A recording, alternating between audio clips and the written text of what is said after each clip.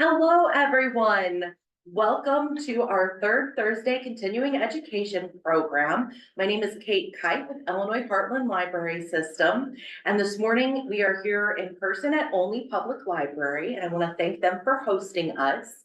And today for our third Thursday presentation, we are having Kat Anderberg and Lacy McDonald. Kat is with the Cataloging Maintenance Center and Lacy is with the Hayner Public Library in Alton. And they're going to talk about the mobile memory lab. So if you do have any questions, we do ask that during the presentation, you make sure that you're muted and your camera is off in order to make sure that we get everybody on attendance. If you can change your Zoom name to your either first name and library name or your first and last name. You can also message Sarah Taylor in the chat to have her record your attendance. And so I'm going to go ahead and turn it over to Kat and Lacy. We're going to take questions at the end, but if you do have any questions that you don't want to forget, you can go ahead and write them in the chat, but all Q&A will be at the end of the presentation. So now I'm going to mute and turn off my camera and turn it over to you two.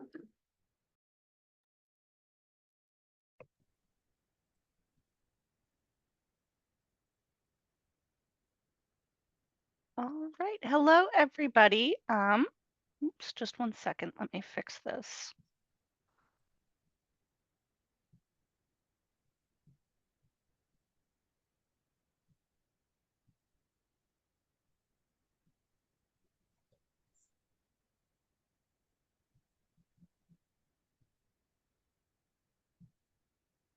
All right, hello everyone. Welcome to this month's Third Thursday's Continuing Education. Today's topic is Meet the Mobile Memory Lab. My name is Kat Anderberg, and I am the Metadata Cataloger here at the Cataloging Maintenance Center. And I am joined today by Lacy McDonald from Hayner Public Library, Genealogy, and Local History Library. Hi. Today, we'll start out with introductions, and then I will talk about the Mobile Memory Lab and share some examples from some of the materials that were shared with us during the pilot year. Then Lacy will share her library's experience working with the Mobile Memory Lab, and we'll end today's session with time for questions. As I said at the beginning of this presentation, my name is Kat Anderberg. I'm the Metadata Cataloger with the Cataloging Maintenance Center. I received my Master of Arts in Library and Information Science from the University of Iowa in 2022. Before joining the CMC, I worked with metadata and digital projects at an oral history center. And now, Lacy, if you'd like to. Sure. My name is Lacy McDonald, and I'm the Genealogy and Local History Manager for the Hayner Public Library District in Alton, Illinois. And I have been here since 2012. I graduated from the University of Illinois' master's degree in library science in 2011, and also did a graduate certificate in rare book and special collections while I was there. So I've been here for about 12 years, and I'm excited about what we're doing with the Mobile Memory Lab.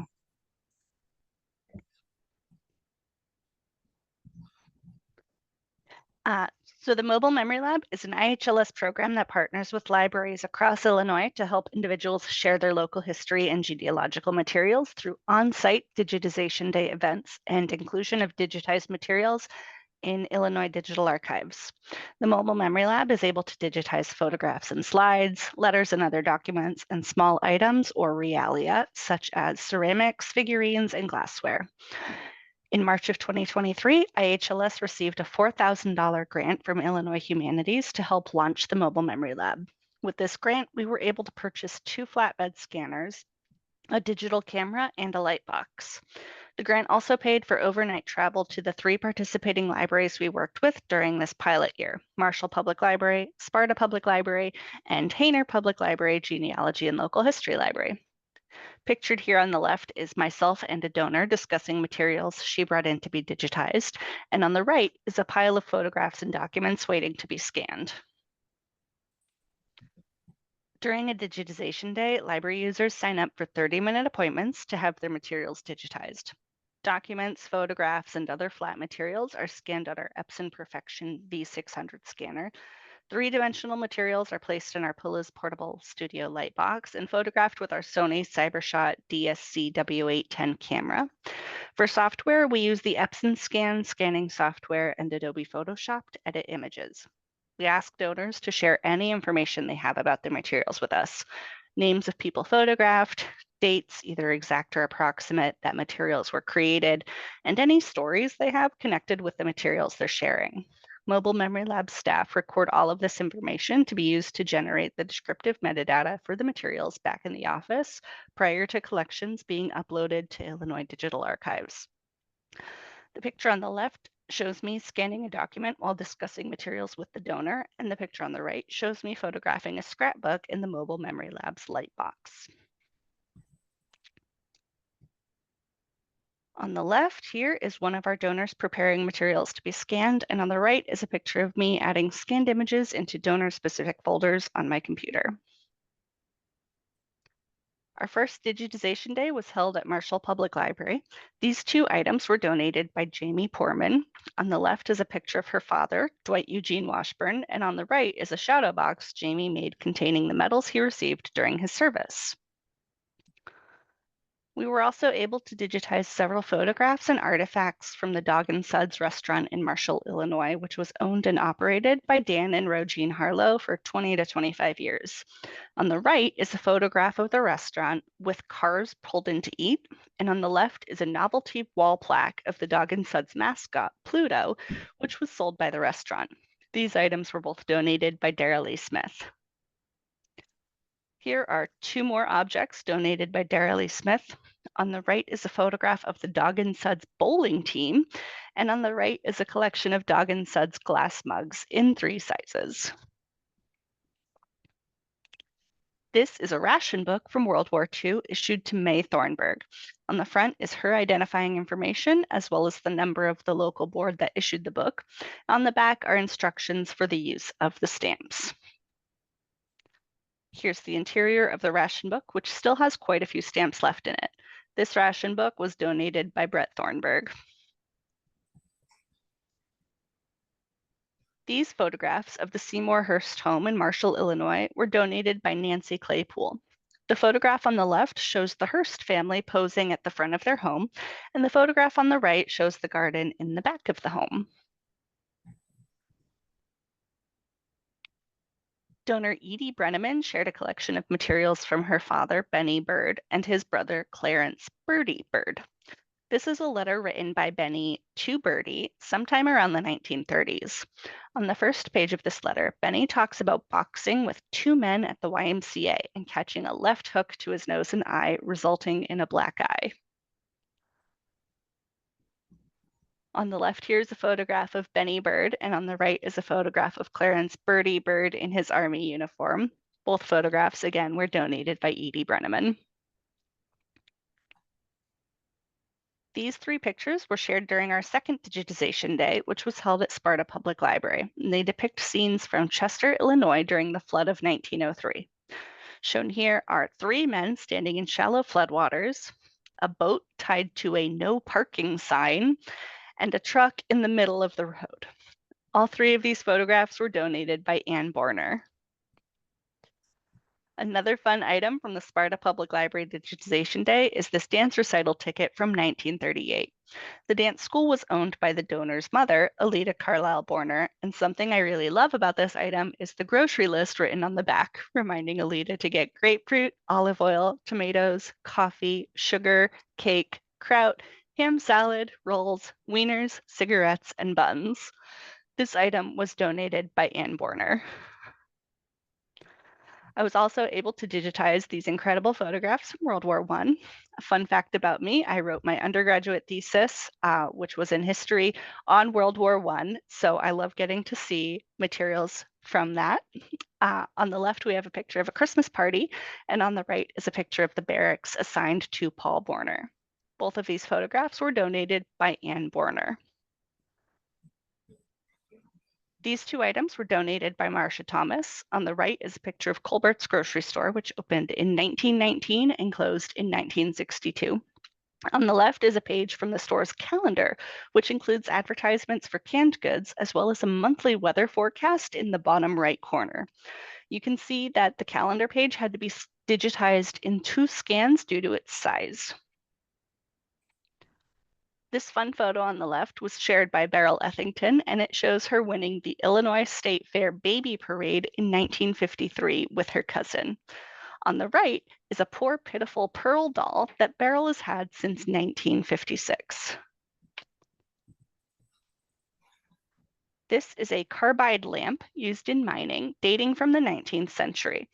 This item was also shared with us by Beryl Ethington. These photographs are of 2 shadow boxes made by Sue Purtle, and they contain items belonging to her grandparents. On the left is a souvenir fan from Japan, originally belonging to Orpha Smith, and a marble belonging to James Smith. On the right is hair combs, a hairpin, and a coin purse originally belonging to Mary Browning, a pipe originally belonging to Jim Browning, and a receipt for the repayment of a loan.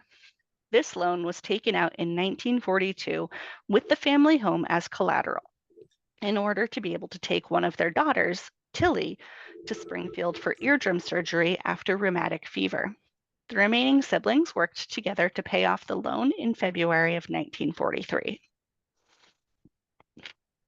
Our final digitization day for the 2023-2024 pilot year was at Hayner Public Library Genealogy and Local History Library in Alton, Illinois. Is a regiment account book belonging to Samuel Pettit, and it was used in the 1840s and 1850s while he was stationed in Bermuda. The account book was used to track all monies paid to and collected from the soldier, as well as tracking articles of clothing issued, wounds, promotions and demotions, and any times when the soldier distinguished himself. The account book consists of paper signatures bound in a parchment cover, and it can be tied closed with a leather strap. This item was donated by Lexa Browning. These are 2 pages from a scrapbook made by Ruth Ann Hellmeyer about her father, Glenn Reeves, and his twin brother, Lynn Reeves, who were both on the HRT, which stands for His Majesty's Transport Rona, when it was bombed and sunk on November 26, 1943. Glenn survived the attack, but Lynn was killed along with 1,137 other men. Over 1,000 of the men killed were U.S. personnel, making the sinking of the HRT Rona the largest loss of U.S. troops at sea due to enemy action in a single incident. We were also able to digitize this scrapbook made by Donna Welch about her family.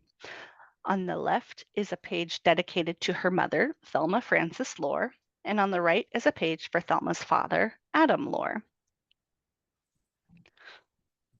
This is a passport from the Grand Duchy of Luxembourg, issued April 14, 1864.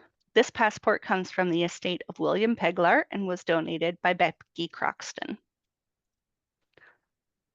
These rings belonged to Edna Moore, grandmother of donor Becky Croxton. On the left is Edna's engagement and wedding rings, and on the right is an opal ring that Edna's future husband, Eugene, sent her while he was stationed in Germany in the 1940s. These 2 photographs were shared by Sandra Cornelius. On the left is a photograph of Faye and Orlin Cornelius. On the right is an aerial view of the St. Peter's family farm taken in 1953.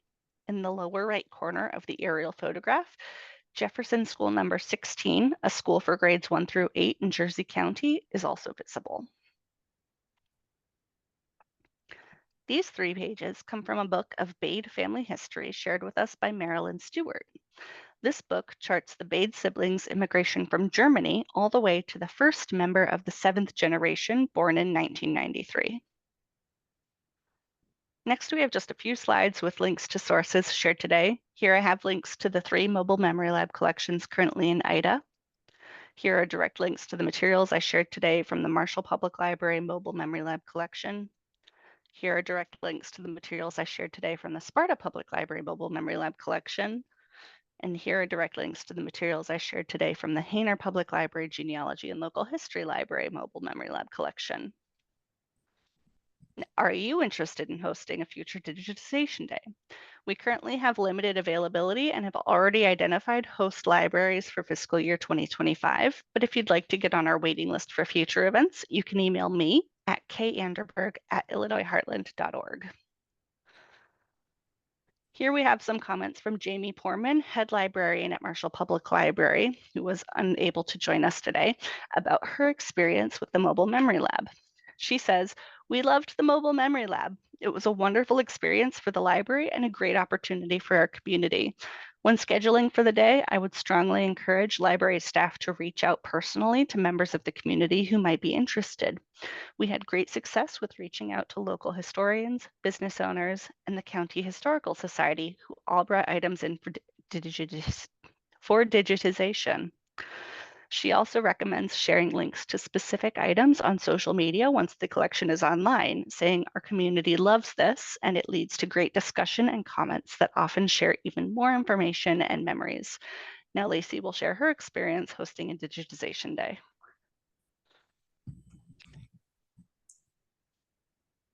Okay, so we had a wonderful time as well, and I actually love the idea of sharing links to specific items on social media, so I'm 100% going to steal that idea for us too. But one of the nicest parts about it was that once we did the publicity and identified people to come in, I completely agree. We reached out personally to historians and library users.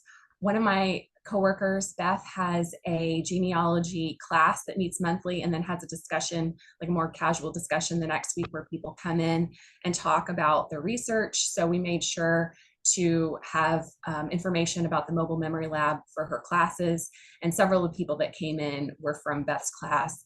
So I think a lot of times people don't think about what they have as being special enough for inclusion in something like this. So definitely reaching out to people and saying, we really want to be able to share this, your collection with the community, gives them the confidence to be part of it, I guess.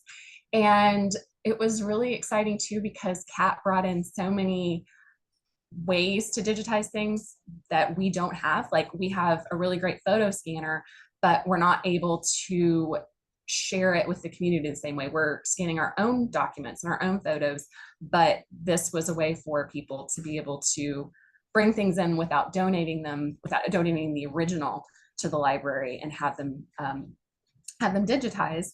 It was also really great to be able to digitize 3D objects, because here we just have scanners. And so the rings and stuff that Kat showed pictures of, that's not something we would be able to do. And so it was great to be able to have that available. It was also really nice for me and for the rest of the library staff to see what some of the technologies were that we haven't become familiar with yet, because at some point we would really like to create a digitization lab. I think the Belleville Public Library has a great one that I need to go visit, but a way to let our patrons come in and digitize some of their own stuff. So this was a really nice way to see some of the options for some of our future plans. Also, it was just really easy. Like I said, we did publicity. We reached out to the newspapers. I went on the riverbender.com podcast to talk about it. We put it in our newsletter. We had flyers, but on the actual digitization day, Kat came in and did it all for us. So we didn't have to do anything. We were just there to help people sign in when they came and talk them through the process. But Kat did all the digitizing. She did all of the metadata. She did all of the uploading to the Illinois Digital Archive. So honestly, it was just a really easy experience. And I can answer more questions than that, but I would certainly encourage everyone to participate in this, because it's a great way to get artifacts and information from all over the library service area, and to bring things into the Illinois Digital Archives collection that would never see the light of day outside of the people who own them homes. So we had a great experience, and I would strongly recommend it.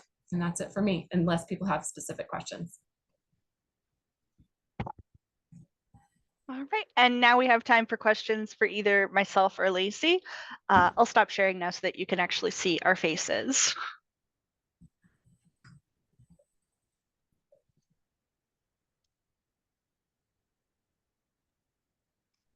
This is Kate Kite.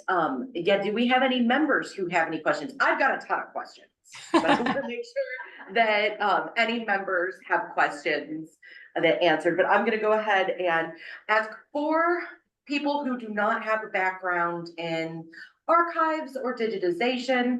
Can you explain some of the equipment and some of the common terms, like what is IDA and what is a light box, and tell us more about that technical aspect. So IDA is the Illinois Digital Archives. That is a collection on the internet where anybody can see anything posted there. It's a great resource. There are tons of libraries from across the state that have collections on there, and it's all digitized and digital materials. So being able to put these materials in the Illinois Digital Archives means that you can share them with anybody who has a connection to the internet. You can send a link to your family that lives far away. Researchers in other states or across the state can access it to look at it. So it's a great resource. And I see that Mary Cornell has shared a link in the chat for us.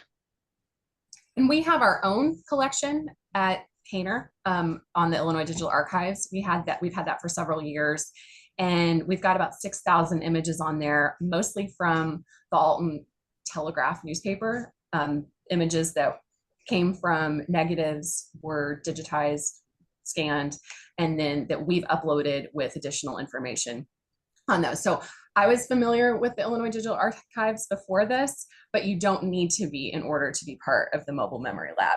And our collection is separate from the Mobile Memory Lab collection that Kat has put together, but the whole collection, or the whole Illinois Digital Archives, is very searchable. So if you type in Alton, if you type in any keywords, everything comes up. You don't have to be in a specific collection. Okay, so we got a couple questions in through chat. I'll have Sarah ask those. Who do we contact at IHLS about creating a flyer to promote a mobile memory lab event? That would be me. And so if we already have an event scheduled, I am working on those and we'll get those to you as soon as possible. And then our next question is, can we include a link to Illinois Digital Archives on our library's website? Absolutely. Yes. Yep, that's an open resource for anyone. So by all means, share it. So can you tell me what a light box is? Yes, a light box is a light box is a folding box that is white on the inside, and it has lights that light up on the sides and top so that something is lit from all angles so that there aren't any harsh shadows. And it basically gives you a nice neutral background, and it makes sure that the item is well lit. So if you're in kind of a dark room, if the lighting in the room that you're in isn't great, like I know I've worked in some places where like the lighting just made photographs look kind of green. This will eliminate all of those problems. And so we're limited in size in what will fit in the light box. The light box itself is about a 16-inch cube, so obviously materials have to fit in there, but it gives us a nice uniform background, and it makes sure things are lit properly so that when they're photographed, they can be seen. I think I also included dimensions when I was talking to people about coming in to get their items digitized, so that they wouldn't bring something that was too big to fit in the light box or too big to go on the photo scanner. And then that way people had a sense when they came in that what they had was going to work.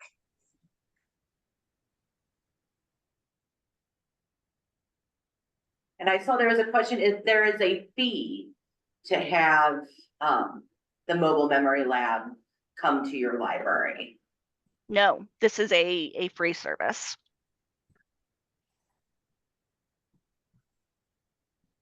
And then if someone can put the link to the email. On it. Okay, On it. excellent. And I see there's a Q&A. We got multiple, I love all this. Oh, it's like, okay, perfect. Listen, does anyone in the room have any questions? I said, I've got a whole bunch. We had one more question from it. Says, so what are the sizes for documents or items?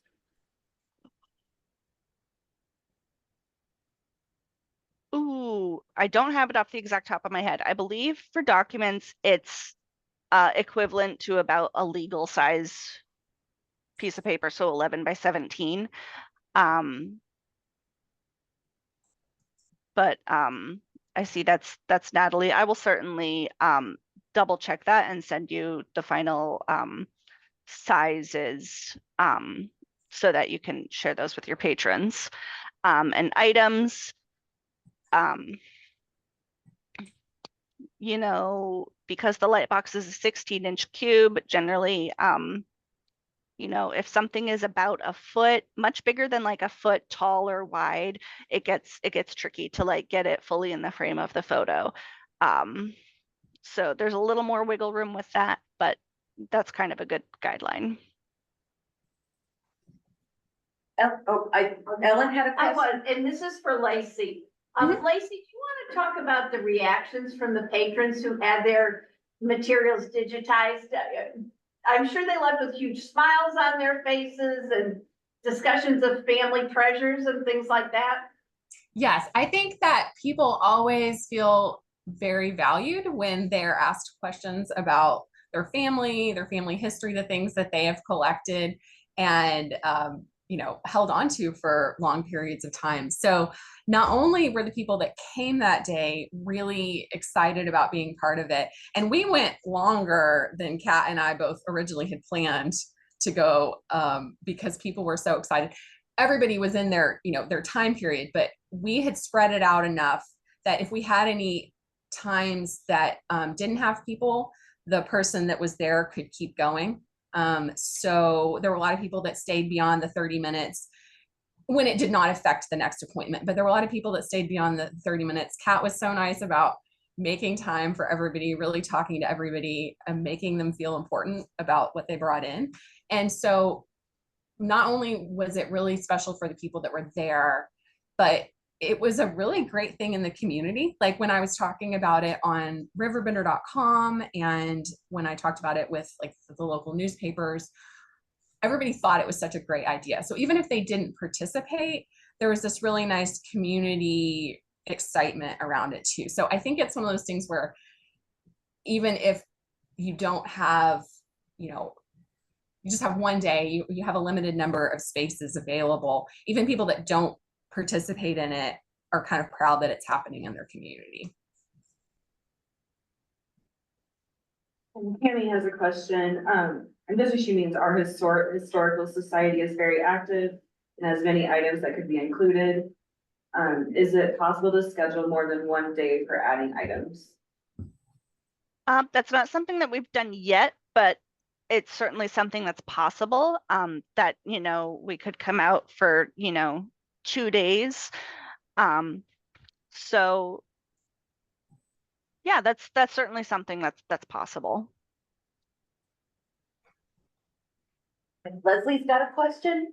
Hi, I just have a comment. I'm Leslie from the Illinois Humanities Library System, and I hope that those of you that are joining us online and that are in the room consider reaching out to Kat with the mobile memory lab and setting up a day for your library. A lot of our member libraries, large and not large, have genealogy collections of some sort. We've got libraries that have, there's one library that has a collection of railroad history because they were spot, like where a bunch of railroads came together in their community. So they have a lot of local history related to the railroads. This is really important in terms of expanding, understanding, like it helps those patrons, right? Because they that are donating the materials, or if it's something that's already within your collection, you're getting it digitized and available to share. So, but it also helps those patrons who have those materials, right? To right, Kat? Because they're gonna get an image, is that correct? Am I saying it's completely wrong? The Yep. patron? So for the pilot year, we sent patrons links to the collection online where they can download the images. And going forward, we are getting thumb drives that patrons will be provided with copies of their images during the Digitization Day. Great, so they have a way to preserve that family history for them. And so that there's a meaning to the community, there's a meaning to the patron, but then there's a meaning, there's the value to a larger community. When it's on IDA, that can be used as primary research for high school students, college students, as well as other people that are also searching genealogy, right? But that's an invaluable resource, and the bigger that grows, the more people get to understand what happened in Illinois. Go ahead. Oh, I've had researchers from PBS, from other, I think Hulu. I've had authors all contact us to use items in our Illinois Digital Library collection that they found through the Illinois Digital Library collection. So it's very available, and you just really never know how researchers are going to use the materials later. So it might seem like a very specific, family history source, but then it's a good example of what life was like in a certain time period. And so it's used for something completely beyond anything you would have expected when it was being digitized at the time. Thank you for that, Lacy. In my old job at a oral history center, I worked a lot with patrons, which I don't do as much now. And I had everything from academic professors to grad students to just interested community members working on their own special projects. And every single one of them I introduced to, I was in South Dakota at the time, so our version of Illinois Digital Archives, which was the Digital Library of South Dakota, and told them to look at other states and see if they had something like this. And every single one of them was interested to hear more and to explore these sites. So they're really a great resource to everyone. It's not the niche collection that we think. It does have a broader impact. So thank you.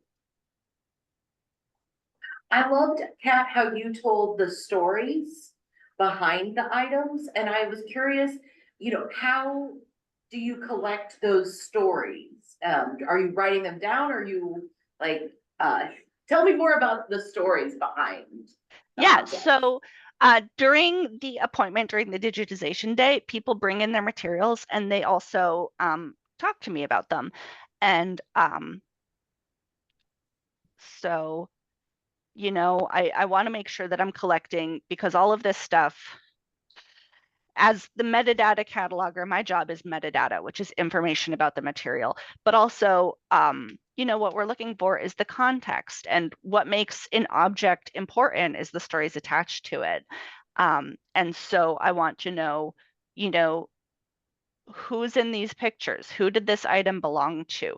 Where did they get it from? I mean, I had items that I didn't share in this presentation just because of time, where it was like, oh, my father was, working in England, and he got this teapot for my mother, and like my mother got this vase as a gift for her mother, and now I have it. And again, like the rings, like this opal ring, my grandfather got for my grandmother before they were married while he was in Germany. He sent it to her. And so all of these are the context, and they're important. And, people like sharing the stories about these materials. And so that's all part of the appointment. Awesome. Do we have any other questions from the attendees, either in person or online? You can certainly, if it's easier for you to unmute and ask the question, you are welcome to do so.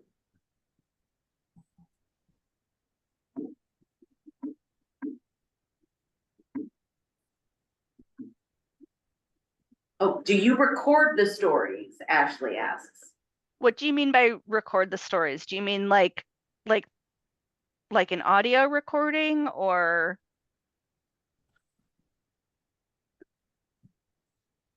Yeah, so I take notes of everything that comes in. Yes, no, I have to write it down. During the pilot year, these first 3 visits, I had over 1,500 images that were either scanned or photographed. So everything has to be written down. And, the pilot year was our learning year.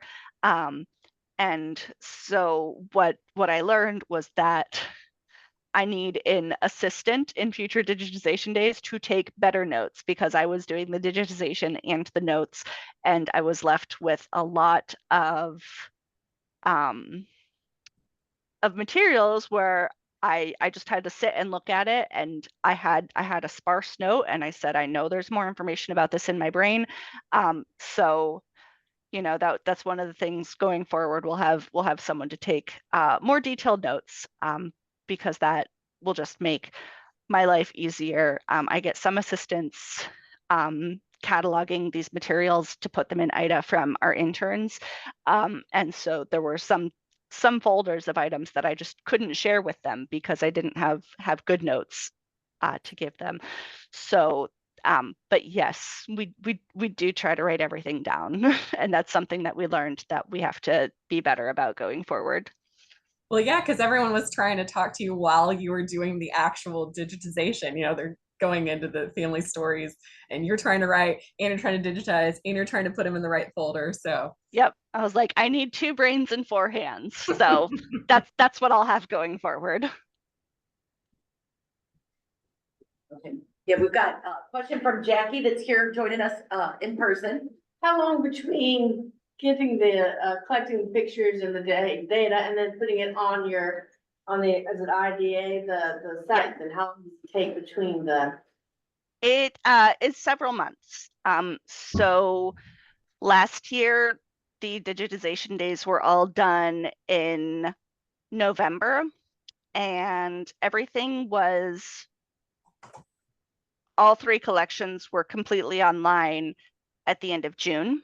And part of that was we didn't, again, it was a learning year. We ended up with a lot of material, which was great, but it also, like our first digitization day, we had lots and lots of materials that people wanted digitized, and it didn't all fit in their appointments. So we got really backed up.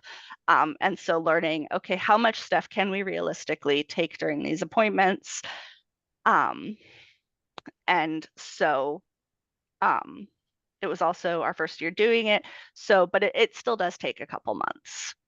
So I would say it would not be unreasonable that the full collection for that library would be up in about 3 or 4 months.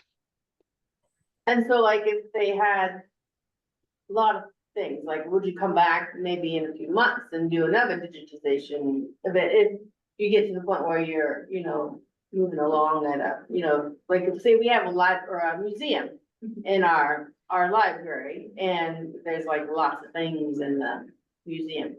Plus, also the community things as well. I mean, so you would consider coming back, in another year. That's absolutely something that we want to do going forward. Right now, we do have limited availability because I am just one person. But certainly, like the 3 libraries that I visited, every one of them I want to go back to. And I have libraries that we're scheduling for this year that, are like, is this it? And no, I absolutely want to come back and make this an ongoing thing. And we're looking at ways to try and make that happen. So it's not a one and done. That's not what we want this to be. Jackie, can I ask, are your museum collections part of your library? Are they owned by the library? Are they is this something that you would eventually, or are they, would they be cataloged anyway? For the library? They're not necessarily owned by the library. It's just housed in the library. Okay. So that's kind of a distinction there. It's not technically ours. There are, though, we can talk offline, there are grant opportunities for small historical societies and really small museums to get some of their collections digitized so that you can add them to something like IDA as well. That also might be a good option, but we can talk after this. Okay. And I know we got a couple questions in through chat. Is Kat the one who provides the keywords / catalogs for the Illinois Digital Archives? Yep. I do get some assistance from our CMC interns, but I do go through their work, so ultimately it does all go through me. And then I'm the one that actually puts it in IDA at the end. And then Deb Sherrick asks, should we have the patrons write information down when they come with their items? So we actually tried that, and that's part of why we had a pilot year, and found that people don't like doing that. They want to talk about these things. They're, they have, these are their history. These are their families. These are important to them. They want to share their stories out loud. They want to speak and have someone listen to them. And we did have like intake forms for people to write things down, and generally people weren't comfortable using them. They really wanted to share their stories, and that's an important part of it. This, our histories are important to us and emotional, and so that's, why we learned, okay, so we're going to make it easier for them to talk and share their stories with us, and have a separate note keeper, so that people can really have that experience of sharing their story, and knowing that we as librarians care about these materials and care about their stories and are excited that they're sharing them with us and with the world.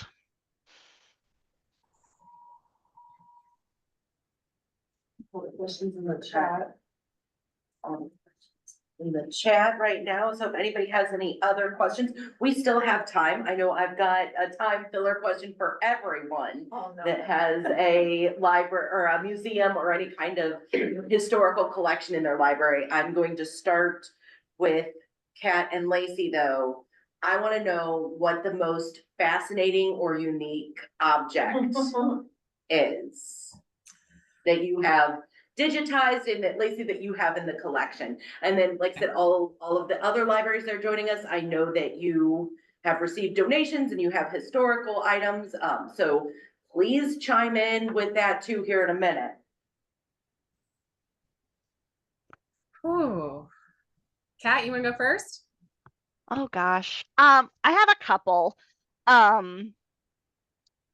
So one thing that I didn't share in this presentation, one of the things that was brought to us at the Hayner Digitization Day, was a book of rules and guidelines for a cemetery in St. Louis in terms of who could be buried there, how many burials per plot, whether the plot owner or the cemetery groundskeeper was in charge of maintaining shrubberies and trees, like where the divide was on that and what was allowed in the plot and not.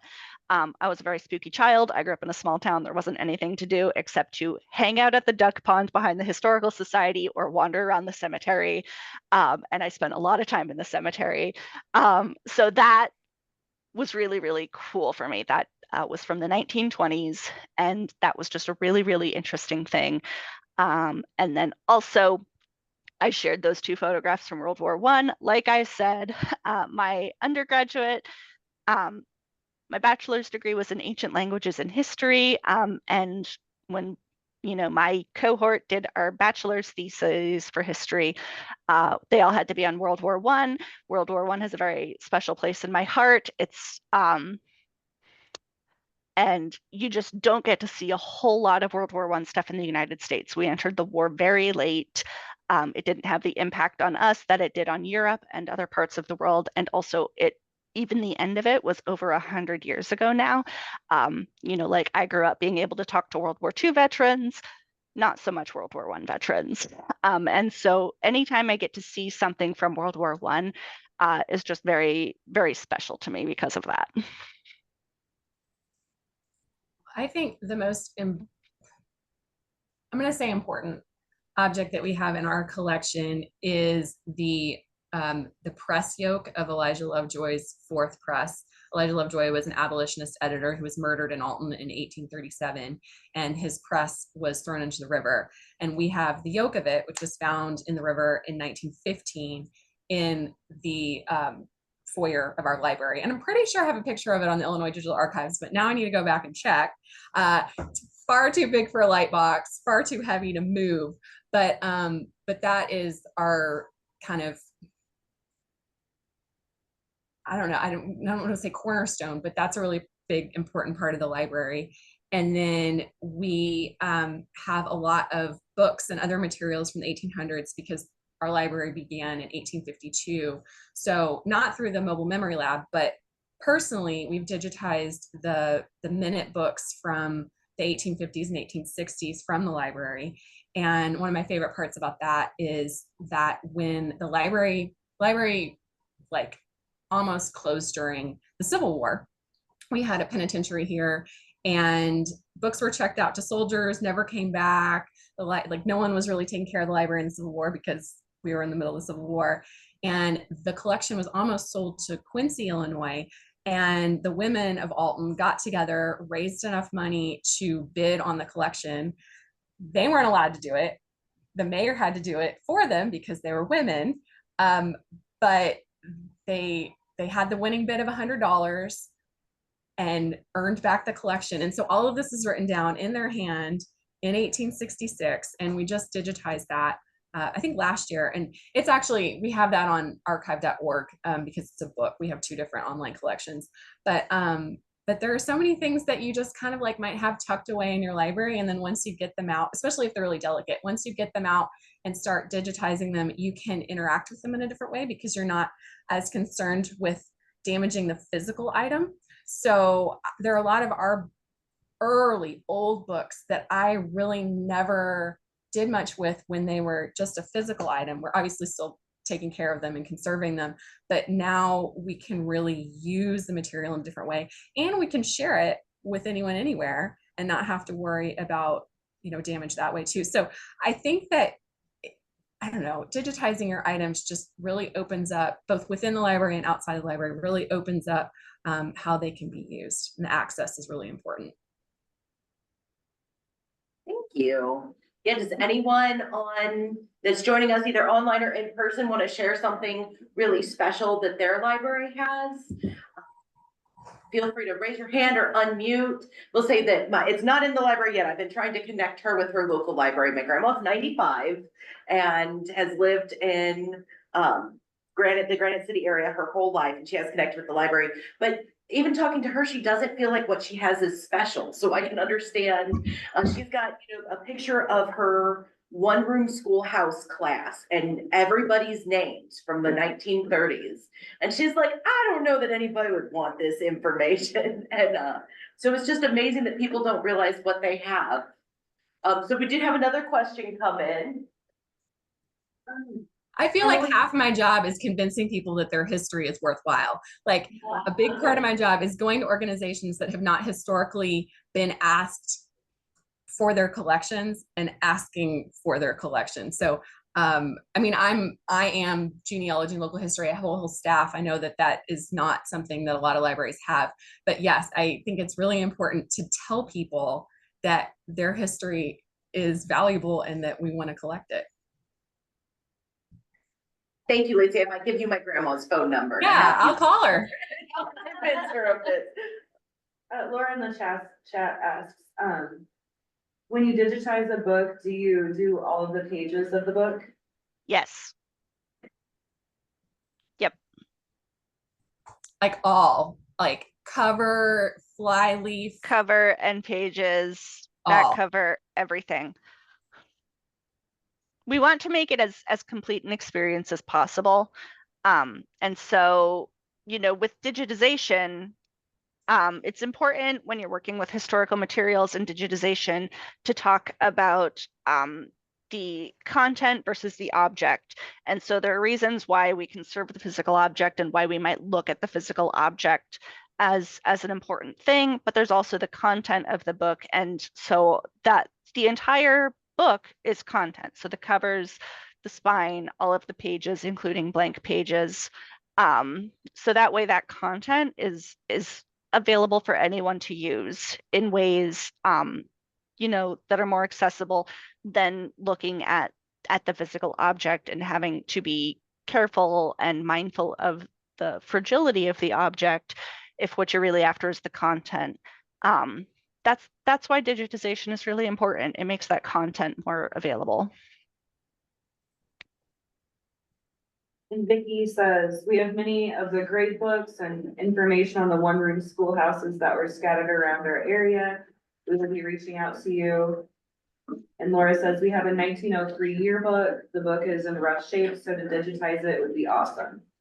Yeah. And you can make them text searchable then. So you can just type in a name and the instances that name was in a yearbook will come up. So Yeah. you can go straight to stuff too.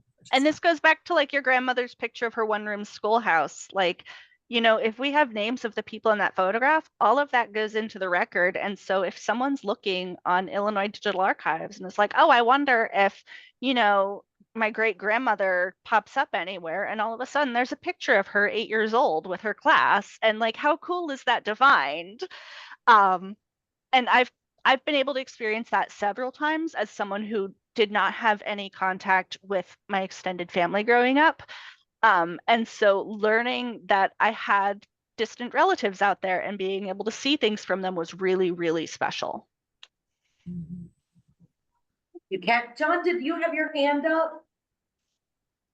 Yeah, I did. I actually was curious, kind of a follow-up about the like scanning a whole book. How do you do that without damaging it? Because I am like picturing the few times I've like scanned pages from a book and I'm always like, boy, this seems like pretty, you know, a lot of pressure on the spine and having it open. Like, is there like a special way to do that without causing any damage? Very carefully, and it's very, very difficult on a flatbed scanner. If I'm digitizing something for someone that does not want to be held open on a flatbed scanner, I am upfront about this is going to stress this part. This is the kind of damage that we might see from this one instance of doing this. And, you know, is this something we really want to digitize? We don't have this for the mobile memory lab.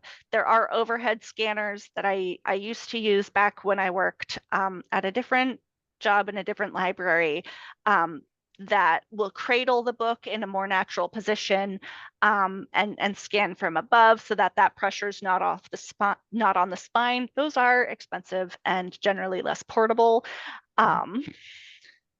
Yeah, we have So a book scanner that is overhead for our books. We just I use love the those flatbed things. scanner, for Yeah. documents and photographs, and then the overhead is a scan snap scanner for books. It's still some pressure because you have to put, like, we put plexiglass over the book. You turn the page, put plexiglass so that it's as flat as can be, but it's not the same sort of pressure as like putting it on the flatbed scanner and then putting the top down. Thank you. I was so curious. And one more question, if our yearbooks are already online, is there a way to make them searchable?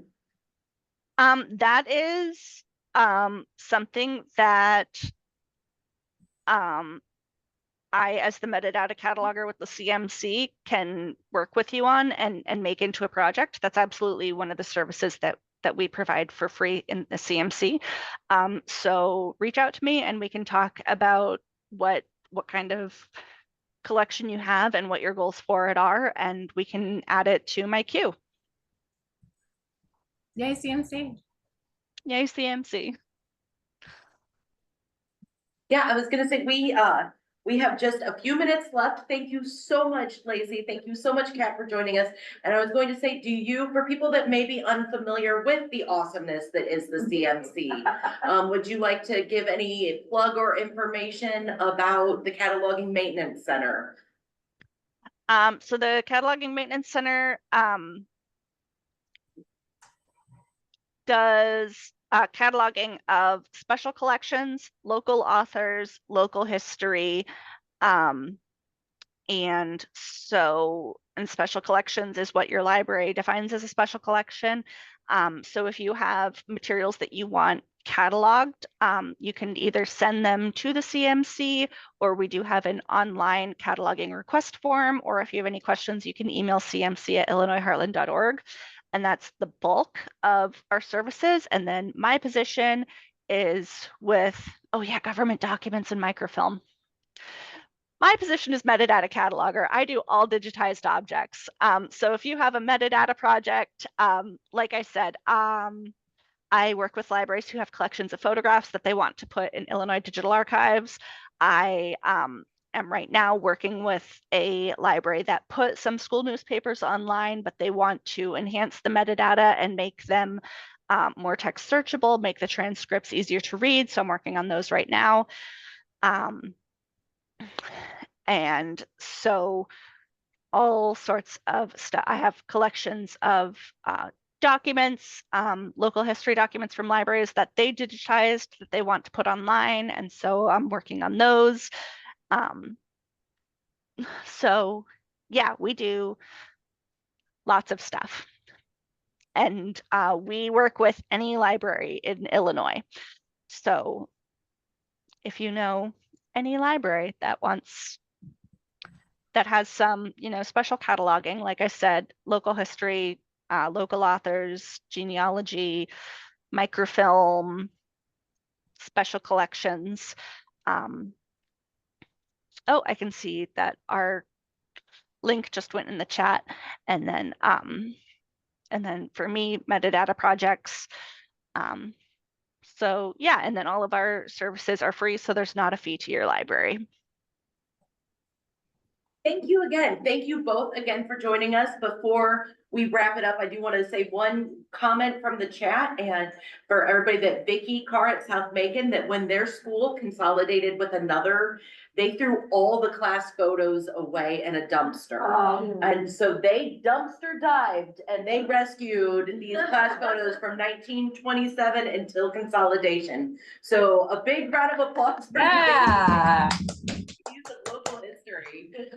And thank you all again. Thank you for joining us. It is 10:56. We'll have just a few minute break. We'll rejoin at 11 for our Members Matter meeting. So get ready, everybody. Get ready to play slides with friends with us too. So we'll see you here in just a few minutes. Thank you again, Lacy and Kat.